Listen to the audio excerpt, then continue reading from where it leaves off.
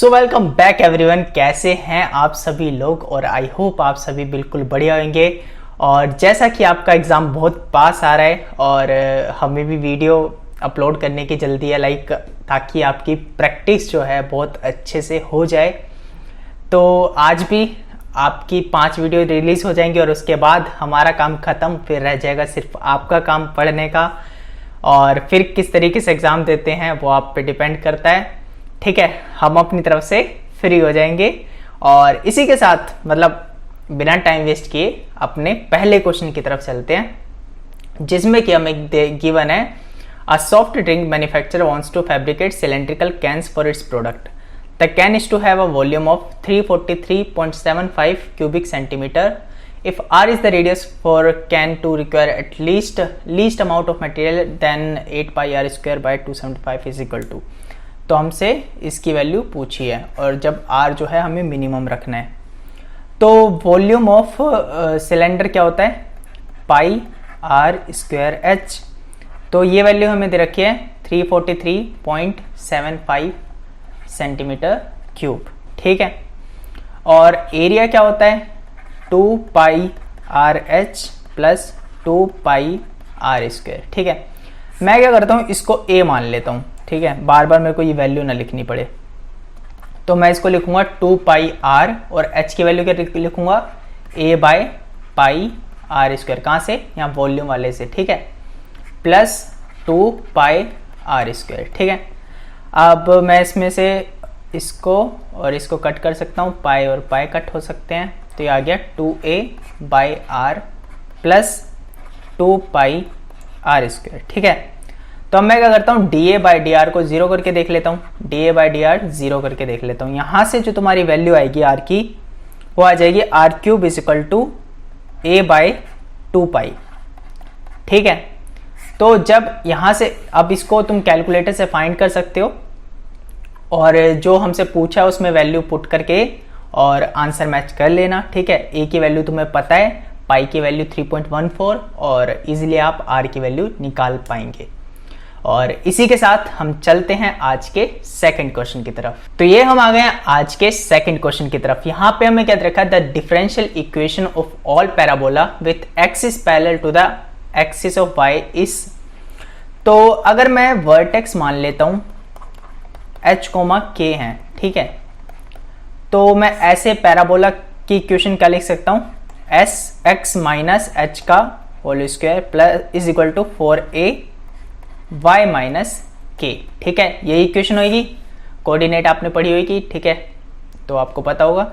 और अगर मैं एक बार डिफरेंशिएट करूं तो आएगा 2x minus H is equal to 4a dy by dx।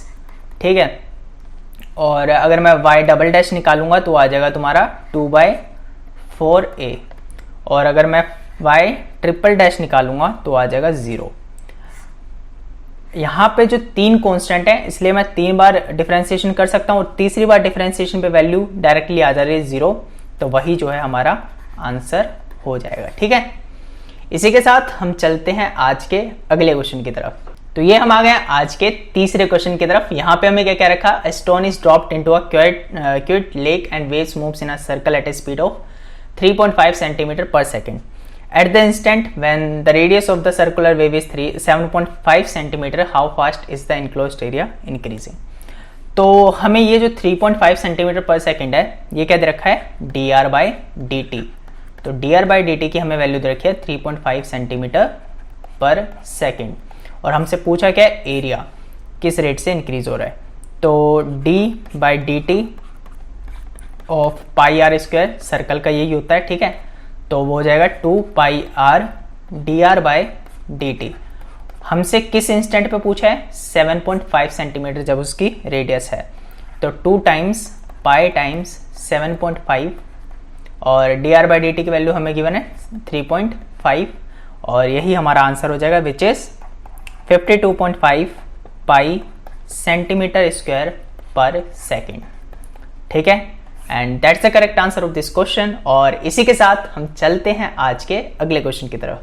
तो ये हम आ गए हैं आज के नेक्स्ट क्वेश्चन पे और यहाँ पे हमें क्या दे रखा है, if G X is equal to integration something then G X plus pi equals to, ठीक है। तो अगर हम देखें तो मैं gx को एक बार लिख लेता हूँ, gx is equal to given है 0 to x cos 4t dt, ठीक है। तो मैं gx प्लस पाई लिख के देखता हूँ, तो वो मैं क्या लिखूँगा 0 to x plus pi cos की पावर 4t dt। और अगर मेरे को इसको लिखना हो तो मैं इसे ऐसे भी लिख सकता हूँ कि 0 to x cos की power 4t dt plus x to x plus pi cos की पावर 4t dt, ठीक है। अब एक चीज नोटिस करो, ये जो है cos की पावर 4t ये पीरियोडिक फंक्शन है, ठीक है। और अगर ये पीरियोडिक फंक्शन है तो मैं इसको कैसे लिख पाऊंगा, पहली बात तो ये वाला जो पार्ट है ये हमारा क्या है gx, और अगर पीरियोडिक फंक्शन है तो मैं इसको लिख पाऊंगा 0 to पाई cos की पावर 4t dt, ठीक है। और ये लिखा है gx और प्लस ये अगर देखो इसी वाले gx में, इस gx में अगर मैं पाई वैल्यू पुट कर दूं तो ये वही तो लिखा है, तो ये g पाई लिखा है, ठीक है। तो that's the correct answer of this question. और इसी के साथ हम चलते हैं आज के अगले क्वेश्चन की तरफ। तो ये हम आ गए आज के नेक्स्ट क्वेश्चन की तरफ, और यहाँ पे जितना मेरे को लगता है यहाँ पे इन्होंने शायद टोटल एरिया नहीं पूछा, लाइक टोटल एरिया पूछा है लेकिन ऑप्शंस जितने गिवन है उसमें इस इंटीग्रेशन की वैल्यू पूछ रखी है। तो मैं इंटीग्रेशन की वैल्यू फाइंड करके दिखा देता हूँ। तो ये अगर मैं इसका ग्राफ बनाता हूँ, देखो -π/2 से स्टार्ट करते हैं, यहाँ पे 0, यहाँ पे π/2, यहाँ पे पाई, यहाँ पे 3π/2 और यहाँ पे आ जाएगा तुम्हारा 2π, ठीक है। तो -π/2 पे इसकी वैल्यू कितनी रहने वाली है, एक बार इसमें चेक करोगे जब तुम, तो वो रहेगी, यहाँ पे मान लेता हूँ मैं ये -π/2 है और ये तुम्हारा π/2 है, ठीक है। तो यहाँ पे ये वैल्यू आएगी विच इज -π/2, ठीक है। जब तुम 0 पे चेक करोगे तो वो 0 ही रहेगी, ठीक है। जब π/2 पे चेक करोगे तो वो π/2 आएगी, ठीक है। ये π/2 वाली लाइन है, ठीक है। तो और जब पाई पे चेक करोगे तो 0, 3π/2 पे -π/2 और 2π पे 0, ठीक है। तो जो यहाँ से तुम्हारा ग्राफ बनेगा वो बनेगा कुछ इस तरीके का, ऐसे, ठीक है। ये ग्राफ बना तुम्हारा।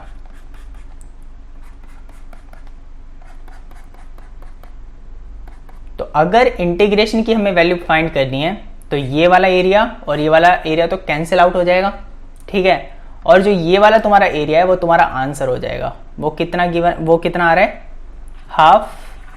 1/2 × π/2 × π/2 विच इज π²/8, ठीक है। And that's the correct answer of this question. और इसी के साथ हम चलते हैं आज के अगले क्वेश्चन की तरफ। तो इसी के साथ हम आ चुके हैं आज के अगले क्वेश्चन की तरफ। यहाँ पे क्या देखा है, let f(x) is equal to something, कोई फंक्शन है for n is greater than equal to 2 and gx is equal to f and times है देन x की power n-2 gx dx is equal to what, ठीक है, integration. तो मैं क्या करता हूँ, एक बार ना f(x) निकाल के देख लेता हूँ, ठीक है, मतलब एक ही बार है, ठीक है। तो अगर मैं यहाँ पे x की वैल्यू वही पुट कर दूंगा तो x अपॉन में 1 प्लस x की पावर n की पावर 1/n अपॉन में 1 प्लस x अपॉन में 1 प्लस x की पावर n, ठीक है, की पावर n, और इस पूरे की पावर है तुम्हारी 1/n, ठीक है। तो इसको मैं लिख सकता हूँ ऐसे x अपॉन 1 प्लस x की पावर n 1/n अपॉन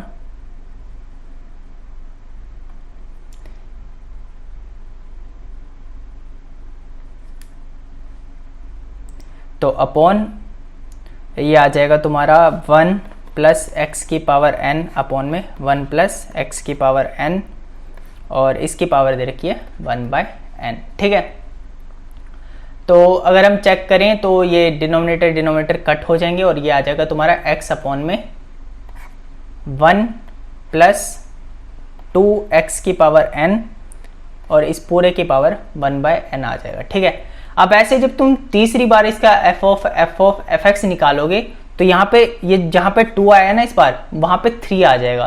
तो इस तरीके से तुम्हारा चलते जाएगा। फर्स्ट टाइम में क्या था यहाँ पे कोफिशिएंट 1, सेकेंड टाइम में 2, तो n टाइम में क्या होगा n। तो जो f ऑफ ये जितना n टाइम्स जा रहा है ना, which is equal to gx, ये इसकी जो वैल्यू है वो तुम्हारी है x अपॉन में 1 प्लस n x की पावर n और इस पूरे की पावर 1/n। तो ये जो है तुम्हारा gx की वैल्यू है। ठीक है, और इसके बाद हम चलते हैं इसकी इंटीग्रेशन फाइंड करने के लिए। इसके लिए मैं एक नया पेज ले लेता हूँ। तो पिछली स्लाइड में हमने देख लिया था कि gx हमारा क्या आया था, तो अब सीधा हम इंटीग्रेशन पे चलते हैं। इंटीग्रेशन में दे रखा है x की पावर n-2 और gx जो आया था हमारा वो आया था 1 प्लस n x की पावर n और 1/n dx। इसकी वैल्यू हमें फाइंड करनी है। तो इसको मैं किस तरीके से लिख सकता हूँ, ये लिखा हुआ है तुम्हारा x की power n-1 upon 1 plus n x की पावर n 1/n dx। ठीक है, मैं क्या करता हूँ t की पावर n को मान लेता हूँ 1 प्लस n x की पावर n। ठीक है, तो यहाँ से तुम्हारा क्या आ जाएगा t n-1 dt by dx is equal to n x की पावर n-1। ठीक है, तो अगर t की फॉर्म में इसको मैं लिखूंगा तो ये आ जाएगा 1/n और ये आ जाएगा t की power n-1 upon t dt। ठीक है, और इसको मैं लिख सकता हूँ 1/n t की पावर n-2 dt। ठीक है, और जब मैं इसको सॉल्व करूँगा तो सॉल्व करने पे ये आ जाएगा 1/n और इंटू टी की power n-1 upon n-1 plus c। ठीक है, तो ये आ गया। t हमने क्या लिया था, अब t की वैल्यू पुट कर देते हैं। t हमने लिया था 1 प्लस n x की पावर n और इसकी पावर आ जाएगा 1/n n-1 प्लस c। तो ये तुम्हारा जो फाइनल आंसर आ गया वो आ गया 1/n-1 1 प्लस n x की पावर n और ये हो गया 1 minus 1/n plus c। And that is the correct answer of this question. और आई थिंक आपको समझ आएगा, थोड़ा लेंथी क्वेश्चन है। इस टाइप के क्वेश्चंस लाइक ऐसा कुछ नहीं है कि कुछ कॉम्प्लेक्स हो इसमें, लेकिन हाँ लेंथी क्वेश्चन है, इसको एंड के लिए छोड़ के रखा करो। ठीक है, मतलब शुरुआत में ज़्यादा टाइम वेस्ट नहीं करना, आपको इजी क्वेश्चन शुरुआत में देखने हैं। ठीक है, और इसी के साथ हम चलते हैं आज के अगले क्वेश्चन की तरफ। तो इसी के साथ हम आ गए हैं आज के नेक्स्ट क्वेश्चन की तरफ, और यहाँ पे हमें जो दे रखा है, हमसे इंटीग्रेशन पूछी है ये। ठीक है, तो मैं पहली बात तो f' dx है, तो इसकी इंटीग्रेशन क्या हो जाएगी fx। ठीक है, और 0 से 2, तो ये लिखा क्या है, मतलब f2 माइनस f0। ठीक है, अब ऊपर देखो ये चीजें क्या दे रखी हैं तुम्हें, ये f0 इज इक्वल टू 4 दे रखा है और f2 इज इक्वल टू 7 दे रखा है। यहाँ पे f2 इज इक्वल टू 7 दे रखा है और f0 इज इक्वल टू 4 दे रखा है। तो f2 दे रखा है 7 माइनस f0 दे रखा है 4 which is equal to 3 and that is the correct answer of this question. और इस टाइप के क्वेश्चंस आपको बिल्कुल भी नहीं छोड़ने, ठीक है, बिल्कुल नहीं छूटने चाहिए। और इसके साथ हम चलते हैं आज के अगले क्वेश्चन की तरफ। तो इसी के साथ हम आ चुके हैं आज के अगले क्वेश्चन की तरफ, और यहाँ पे हमें क्या दे रखा है, the graph of the antiderivative F X. Antiderivative मतलब क्या होता है, integration. F X of F X is equal to this passes through the e7 minus E, then the term independent of X in F X is. तो F X जो है तुम्हारा वो है integration of log x plus log x की power -2 और इस पूरे का साथ dx। ठीक है, ये है। तो मैं इसको अलग अलग कर लेता हूँ। पहली बात तो log x dx plus log x की पावर -2dx, ठीक है। और इसके साथ 1 ले लेता हूँ और मैं यूवी मेथड या आइलेट मेथड जो भी तुम उसे कहते हो, ठीक है, वो लगा देता हूँ। तो यहाँ से तुम्हारा क्या आ जाएगा, x log of log x -1 by log x, और log x की डिफ्रेंशिएशन 1 बाय x इंटू 1 की इंटीग्रेशन x और इस पूरे का के साथ dx, और प्लस ये जो साथ में है वो तो रहेगा ही, log x की पावर -2 dx, ठीक है। तो यहाँ से तुम्हारा क्या आ जाएगा, x log of log x minus ये आ जाएगा तुम्हारा dx अपॉन में log x plus integration log x की पावर -2 dx, ठीक है। तो इसे ऐसे कैसे लिख लेता हूँ, log x, और इसमें फिर से आइलेट लगा देता हूँ मैं, ठीक है। आइलेट लगाऊंगा तो फिर से क्या बन जाएगा, ये x by log x minus of -1 by log x का square into 1 by x into x और इस पूरे के साथ dx, और साथ में क्या चल रहा है हमारा, log x की पावर -2 dx, ठीक है। तो यहाँ से x और x कट हुआ और ये माइनस माइनस प्लस हो जाएंगे, और ये बाहर वाला माइनस इस पूरे टर्म को माइनस बना देगा, और ये सेम ही चीज़ें हैं तो ये कट जाएंगी, और जो एट दी एंड हमारा फाइनल आ जाएगा वो बचेगा। मैं इसके लिए नई स्लाइड ले लेता हूँ, ठीक है। पहले बता देता हूँ कि जो बचेगा हमारा वो बचेगा ये वाली जो टर्म है x log x और minus x by log x, बस इतना बचा है, ठीक है। तो हमारा fx क्या आ चुका है, fx आ चुका है हमारा x log of log x minus x by log x plus c, और हमसे क्या बता रखा है कि जो f कौन कौन सी टर्म्स जो है सेटिस्फाई करिए इसे, f is equal to 7 minus e, ठीक है।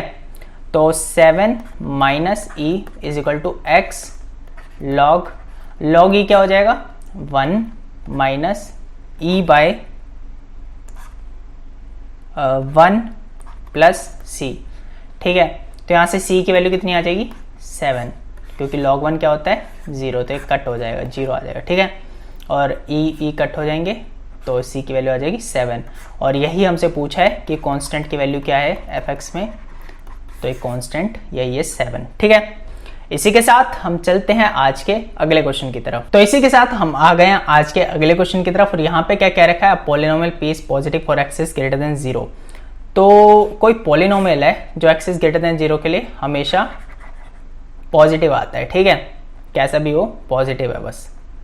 और ये मान लेते हैं हम कि x is equal to k की लाइन है, ठीक है, और x इज इक्वल टू 0 की लाइन कौन सी होगी, ये वाली, ठीक है।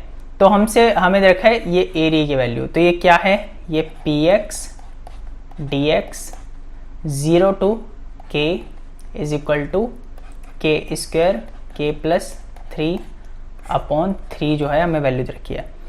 अब अगर मैं k की टर्म्स में अगर इन्हें देखूं, तो मैं अगर इसकी डिफ्रेंशिएशन कर देता हूँ बोथ साइड, तो वहाँ से हमारा pk क्या आ जाएगा, हमारा pk आ जाएगा k स्क्वायर प्लस 2k, और ये क्या लिखा है, px is equal to x square plus 2x, ठीक है। ये कहाँ से आया, इसकी डिफ्रेंशिएशन करके, ठीक है। इसी के साथ हम चलते हैं आज के अगले क्वेश्चन की तरफ। तो ये हम आ गए आज के लास्ट क्वेश्चन की तरफ। इसमें क्या देखा है, one diagonal of A square is the portion of x axis intercepted by the circle.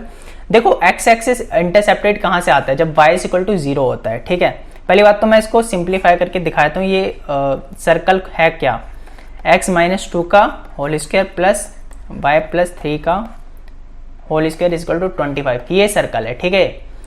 अगर y इक्वल टू मैं 0 रखता हूँ तो यहाँ से x की वैल्यू कौन कौन सी आ जाएंगी, x इक्वल टू 6 आ जाएगा और x इक्वल टू -2 आ जाएगा। अब एक चीज़ सोचो, इसने क्या रखा है कि मान लो ये जो लाइन है, ठीक है, ठीक है, और यहाँ पे 6 है कहीं और यहाँ पे -2 है कहीं। तो ये बता रखा है कि ये जो ये पूरी है ये उस स्क्वायर का डायगोनल है। तो अगर ये उस स्क्वायर का डायगोनल है तो इसका मिड पॉइंट कौन सा होगा, 2,0। और जितना डिस्टेंस यहाँ पर है, मतलब जितना डिस्टेंस ये है उतना ही डिस्टेंस ऊपर अगला भी डायगोनल होगा, विच इज इतना डिस्टेंस कितना था, ये कितना है 4 है ना, तो यहाँ पे भी ये 4 ही रहेगा। तो ये कोऑर्डिनेट क्या हो जाएंगे 2,4 और नीचे वाले कोऑर्डिनेट तुम्हारे कौन से हो जाएंगे 2,-4। ठीक है, तो ऑप्शन में तुम्हें ये वाला दे रखा है, ठीक है, ये वाला पॉइंट, तो यही जो है तुम्हारा करेक्ट आंसर हो जाएगा। ठीक है, इसी के साथ आज की वीडियो होती है खत्म, फिर मिलेंगे नेक्स्ट वीडियो में, तब तक के लिए पढ़ते रहिए, अपना ध्यान रखिए और बाय बाय।